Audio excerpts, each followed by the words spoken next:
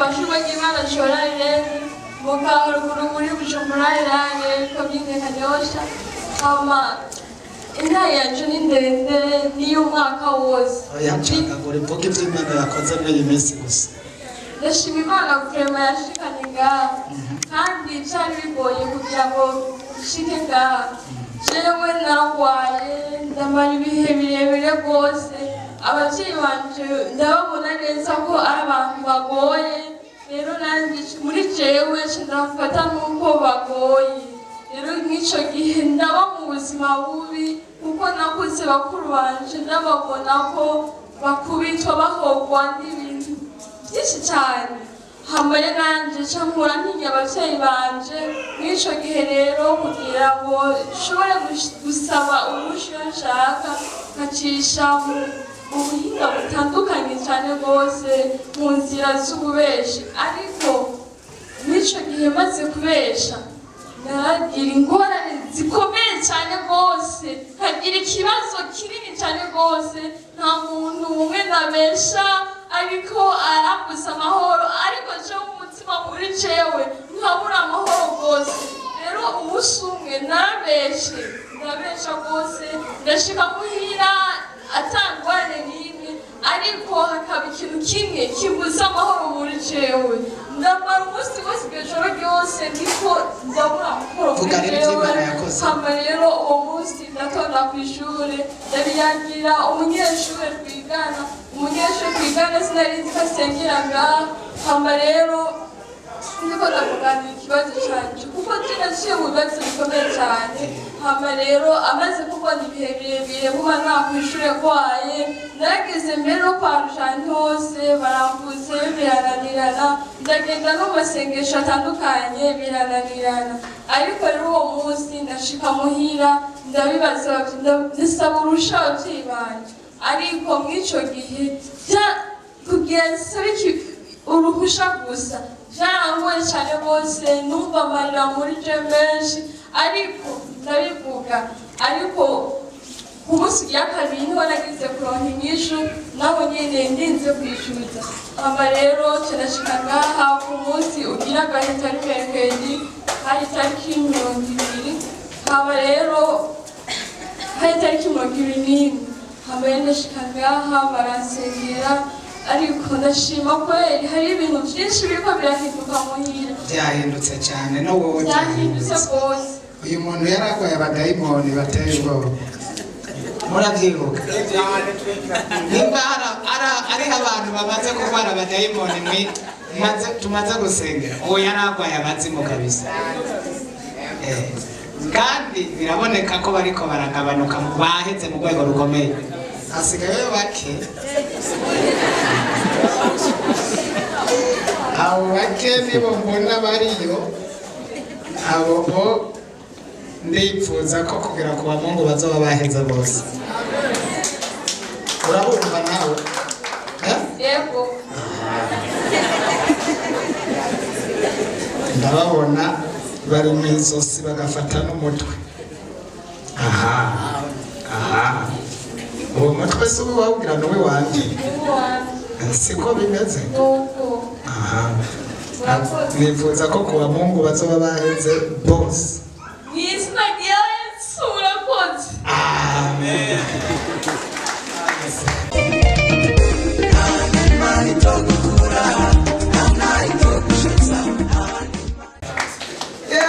Yewe dukomere amashyi mwami Yesu. Ugiye kubandanya ufise ubuzima bwiza, kandi ugiye kuronka amahoro mu mutima, kandi ugiye kugira umugisha udasanzwe, kuko abadayimoni batsinzwe. Abari barakuroze baburijwemo, bari bazi ko uzoba umusazi gushika nawe wagiye kwa Rujanti, none ubu usigaye uri muzima. Tudoze icubahiro cy'Imana Yesu. Ariko Imana irahari cyane ntayihari. Haleluya.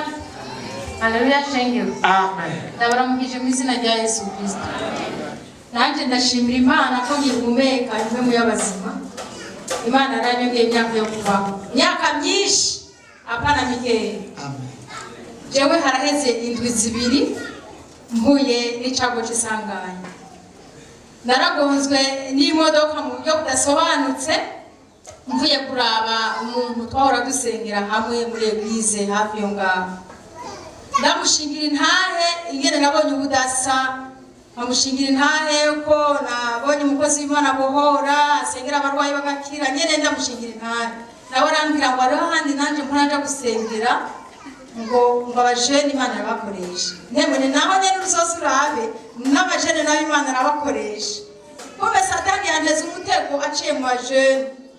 Nta n'iminota ine yahaciye nyene namaze kuja ku kibarabara mbona abajene nyene bamwe bambaye amahereni banza bangana yone barankubita ku maguru. Hama nyene ndaduga nikubita hasi, abonye nikubise hasi ndaburu amajepfo niyo aca kubita n'ungaha mu mugongo. Amfete nari mpfuye ko je narabona ko napfuye kuko igufa je narariboye y'ukuguru urasaduka, ukuboko nyene umugongo wangana uko wavyimvye hose nyene navuga Imana n'umutwe nukurungiza. Rero hamwe n'ivyo je hari ukuntu umukozi w'Imana aduhaye akabuye nari ndagafise mu kaporte moni. Rero ndakamana na nubu kuri profile yanjye na nubu radutabaye, ndizeye ko ntabaye kandi ndizeye ko ungiza, nizeye nyene Imana yakoresha abantu barafata babajene barakumva imodoka ntiyari yabo bakaza kurondera mwene imodoka nyene ndatabagwa ndacanwa kwa muganga ikoresheje abantu barengana. Imana nihabwa icubahiro. Rero muzohore mukora ineza kuko ineza mukora Imana izoca handi kugira batabare. Byukuri abamvugiye ingene byose yakurikiranwe iri kuri avansa ntavyo nzi kuko ubushobozi bw'Imana mumpera Imana amashi. Amen. Rero ndashima Imana ko ngiri muzima, ukuguru kuracababaye nikurakira, ariko ndashima Imana ukuboko vyopfuma kuriko kurakira. Imana ihabwa icubahiro. Rero ndashima Imana ko yaturongoye ikanzigama tugakoresha abakozi bayo, kandi Imana ibahezagira abakozi b'Imana mwasengeye. Ndashima Imana ko nari maze imyaka ntazi umuroza ndoga. Ndashima Imana ko nari mfise umugenzi, kuva uwo mugenzi namufise tumenanye nace ntabura kubura abana. Rero ndashima Imana ko Imana yampumuye amaso ikampishurira kandi ikampa kubona kure. Imana ihabwa icubahiro mumpera amashimana. Imana irakoze. Imana yarakoze kuko uko kuguru kwari kwavunitse mugabo nta cyuma nta n'ikindi, kajya kabuye karatumye igufa riba rizima, kandi hamaze iminsi mike cyane kubona nk'uko wari wabibonye ubona ko igufa ryavunitse mu kiringo n'ukwezi kutaraheruka buri kuragendagenda mu matari gitangaza. Umugongo wari wavunitse inyuma yavyimbye, ariko nta n'ukwezi kurahera yaciye aza hano turamusengera, none uhereye aho mu mugongo no mu kuguru murabona ko ari muzima. Kandi Imana yaramuhishuriye umugirira nabi kuko uwo muntu ngo bahuye nk'uko abivuze bakabonana gutya yarataha umwana agacapfa. Rero Imana yo mu ijuru iri ku kazi, nta ntuzopfa, nta n'umwana wawe azosubira gupfa ngo yishwe n'abarozi, nta n'icyago kizosubira kugutera ngo gipfuye n'abo bantu bariko baracuragura basubira, kubera hariho ubushobozi bw'Imana ishoboye byose. Hari ubushobozi bw'Imana itabara. Ukomera amashi umwana. Amen. Naje mpagaze nk'ashima Imana igitangaza yavuye ku bantu. Kamwungere wacu yatubwira ngo areretswe abona hazi ibiduga bipakiye. Nanje hari umuntu yari yaranyemereye umutangi yari bwawumpe, burya nyene ntarasohoka mu muryango nasanze yantegereye arambwira ati ndaronka amahera ya janga uburakora nawe urabica ukora. Nanje nkabashima Imana rero ko yampahereye umutangi mu nzu y'Imana, ndizeye kutazohomba. Nkabashimira Imana yahaye umwungere wacu iyerekwa ryiza. Imana imwogera iyerekwa n'amavuta meza. Tukomera amashi umwami wacu wese. Yego kabisa. Uzi ko ari ibyo. Iyi ndwe yose ihetse nsengera abanyamitahe gusa baje nsengera nze kudandaza. Kuva kuwa kabiri, kuwa gatatu, kwari gusengera abantu bagiye gucuruza, kandi iyo mitahe bayibonye mw'iyi ndwi nyene kuva Imana ibivugiye kuwa Mungu na bado ni iminsi iracabandanya ikora mu izina rya mushishikari gupakurura umugisha w'Imana mu izina rya Yesu.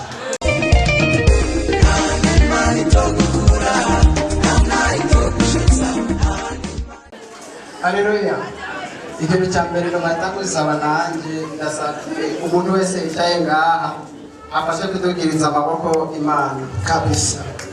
ikindi cya kabiri ndasabye umuntu mufashe tena kudugiriza amaboko Imana pasiteri ibandanye mu handi mavuta. Amen. Turayakira. ikindi cya gatatu ndasabye mufashe kudugiriza amaboko kuko uwo tuvukane yamvirikiranye nkaza nanjye nkaba narakize je no kuvuga mufashe kuduza amaboko naho nyene Kabisa. je no kuvuga je no kuri nari mu byaha nivira mbaruguru rero ndi mu byaha haba muri 2013 naragwaye ukuguru kubw'uburozi abantu bandoze no kuvuga maze kugwara ukuguru ndiruka ahantu hose biranga ndiruka ahantu hose biranga No mu bapfumu hose biranga rero bimaze kwanka kuva muri 2013 ico gisata cy'ukuguru canakigumana cyari kigwaye gute? ni ukuvuga naragwaye aha ndavyimba maze kuvyimba haratoboka imyaka 2 ntava mu nzu ntazi ukuntu ibintu bimeze abantu bakambika uko napfuye mugaye Imana irandinda sawa rero no kuvuga Imana kubera bifise ku mugambi umuntu ukuntu je narokowe no kuvuga irya kabiri naciye fatwa n'ikindi gisata nyene ndavyimba mu mugongo maze kuvyimba mu mugongo abantu haravyimba gose amaze kuvyimba gose acatoboka ibitobobo bitatu Kono ramaze kwiruka ahantu hose mu bapfumu amahera narifise arahera aramperana amada telefone mungu tuvukana araho ku biterereze mugabo dukira amahera kweri je birase agize ati nukuri cyamahera twarahiye umbabarire sindaguha mugabo ingo Kandi wacura cyane mu bapfumu. ingo nukuri agize ati ingo rero cyaragera kubaza kuva mudogo agize rero muhungu he ko kwimye mahera manuka Bujumbura uzopfireyo niwe mara gupfa akuzaye kuguhambisha iyo tuzoshe tumufata izati sawa nikamanuke amachandaza yishitse ahi Bujumbura narabonye kuboko kw'Imana kweli Dukomera amashuma mwese. kuko Yesu yabivuze ati gende mudorerere mu gisagara ngiye kubategurira ahantu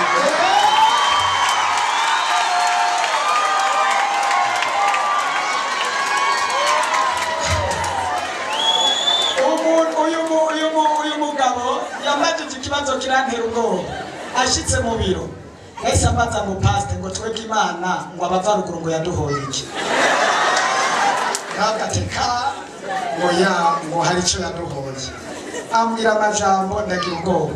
Arambwira ngo ntibibaho ngo je nasanze Imana iri mu gisagara ngo gusumba ruguru. Ngo nicyo gituma Imana yavuze ngo tuyirindire mu gisagara ngumviriza ngo cyambere yacishwe ngo kigira kabiri ngo ntabara jewe n'umuryango wanje usengere mve ruguru nje mu gisagara ahantu Imana ariko hose Imana irahari mu izina birivuga ngo Imana ibera hose icyarimwe. amaronda bandanya no kuvuga narace ngaho umukozi w'Imana arasengera no kuvuga aha mu mugongo uza kuvuga nze kuza dusohotse ndamwereke no kuvuga hari urunogo hari intoboro zitatu abo twamusengeye muravyibuka uravye gutya warabonye imbere ibintu vy'amahaha apana igitoboro wokwinjizamwo intoki uravye gutya warabona ibitoboro imbere uravye gutya imbere y'intoboro zija warabona amahaha ibintu vy'imbere hari imbere ibitoboro bitatu kimwe hejuru ikindi hino ikindi ku buryo baraba gutya ukabona ibitoboro hamwe wokwinjizamwo intoki zimeze gutya mu rutoboro wamenga ni reka isawa jere ikintu cyantangaje no kuvuga amazindwi zibiri ngaha ivyo bitoboro byarakize ivyo ku maguru byarakize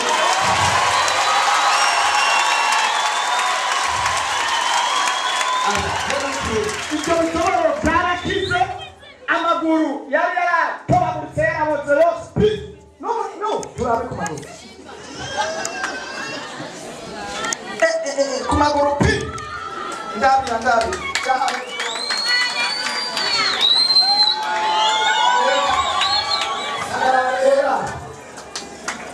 kumwingere kwari kumese raba ariko murabona Imana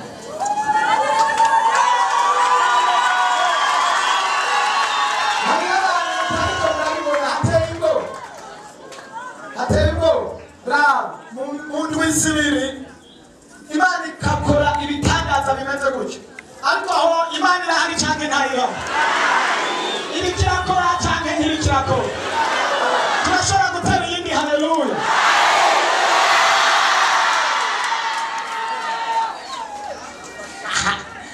ariko nta muntu ariko arafashwa kwera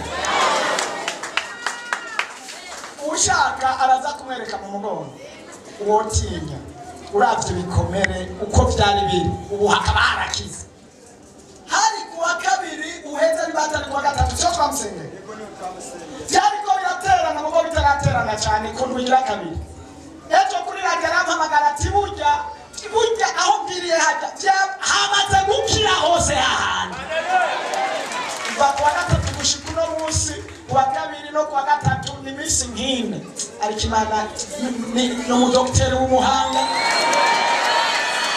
muze tuyikurikirane tuyigume ko tuyirambarareko Okay, sawa amaranje pase kintu nagomba gusabe nagomundamike ko amaboko kwera usengere cyo ferema no kuri ndaragendera mu twisi muki ubu no kuri ikijwe mbirikira imana ndayikorere kuko impuye ahantu habi abisigaye no ngenda basezera cyo kumunsi wa kabiri gashobora kuduga mugabo ivyo mbonye no kuri sinzobihora haleluya azosurira imakama aze kuvuga ivyo yabonye reka tumusabire ku murinzi mana ndagushimiye kubw'imbabazi zawe urerekanye imbere y'umuryango ibikomeye yaje umuryango umubwira ati genda upfe ugende nk'umutego kuri mwene wanyu hanyuma niyatatu mubohe ariko muri ico gihe nyene iyo ibihe bikomeye niho ugaragarira iyo ibihe bikomeye